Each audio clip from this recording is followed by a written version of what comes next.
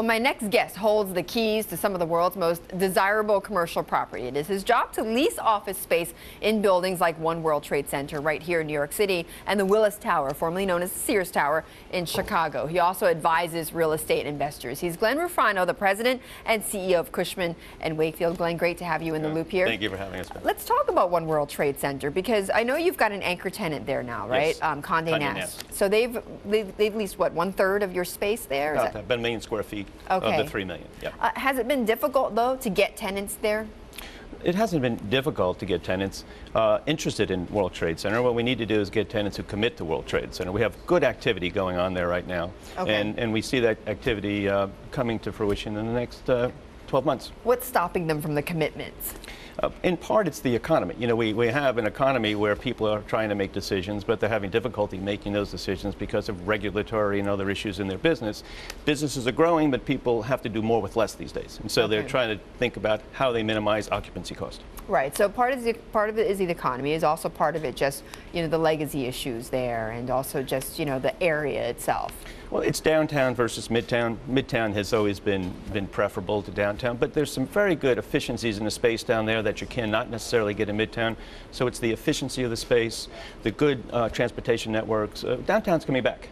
Okay, but what about, so what incentives? Do you have to cut different deals down there than you would, let's say, uptown or in other areas in Manhattan? Well, rents downtown were always less than midtown. So there's always a cost factor that's important, and that's important for many of our tenants and clients.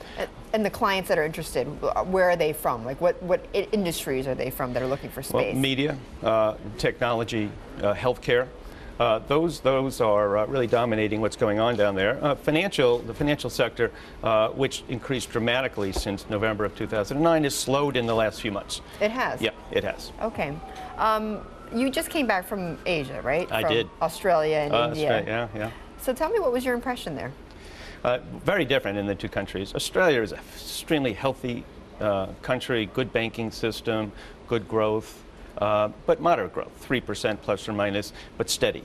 India is this wildly growing country who has really accelerated a lot in GDP, but finding some pains over the last 12 months in terms of trying to keep that growth at 7 or 8%. So what are you looking to do in either of those countries, or in Asia in general? We represent tenants who are looking for space. And in India, for instance, it is the outsourcing capital of the world right now. So we have many tenants from the United States who are outsourcing businesses there, and we represent them in those markets. Australia has a lot of capital through their superannuation system that's being exported outside.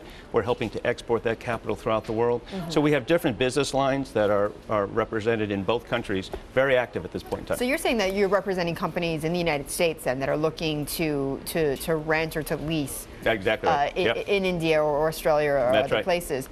And what kind of companies are these in general? Oh, Microsoft, IBM, Nextel.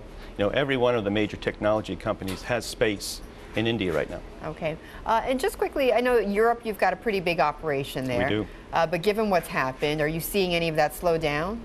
Absolutely a slowdown. But when you have to put it in perspective. We have a $15 trillion economy in the U.S. The Eurozone is $16 trillion. So it's a big part of the world. There's a slowdown. There's a sovereign debt problem. Too much debt sitting at the country level. They have this new experiment called the euro that is trying to work itself through. Right. But for your business, though, I mean, are you seeing a slowdown? Are you seeing? We are. Yeah. Okay. There is some slowdown in capital markets, primarily capital markets, because the banking system has less liquidity today than it did 12 months ago. Okay. Glenn, thank you. I'm going to leave it there. Thanks so much for joining us. Glenn Rufrano, the CEO of Cushman and Wakefield.